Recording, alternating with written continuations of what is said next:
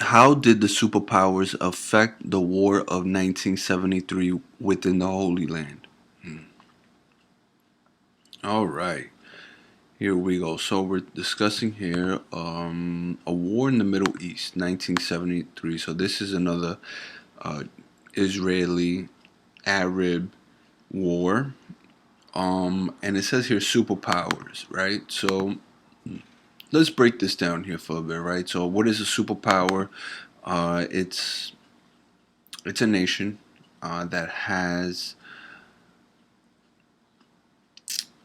a great military force. It's considered we'll consider it a higher power, like a higher power. All right. They kind of like set checks and balances. These superpowers are kind of top ranked when it comes to the scale of power, if that makes any sense, right?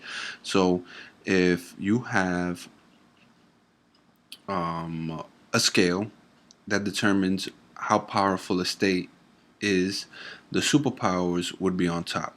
Of course, United States during this time is one. 1973, the Soviet Union definitely are on top there. Britain, the British force, the Crown, France, all right, the United Nations as a whole, all right. So now here it says the superpowers provided supplement during the War of 1973 within the Holy Land, all right. Not only did they provide supplement, right, because you did have Soviet Union that were aiding Egypt and Syria with weapons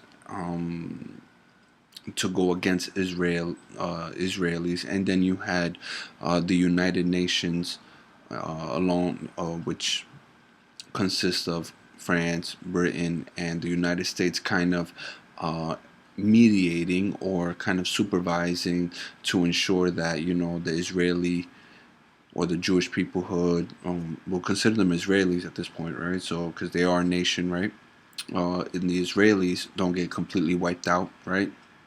So they provided this type of supplement. All right, this is the type of support that they provided, right? So the superpowers provided supplement during the War of 1973 within the Holy Land, and they also, what they did was, they kind of intimidated other superpowers, right? So you can have one superpower at any moment go against another superpower, right? So remember, Soviet Union, they're aiding the Arab movement, right? The Arab nation movement, and then you have the United States, another superpower aiding the Israeli movements, right?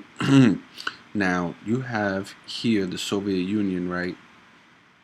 That's kind of threatening to get involved, right?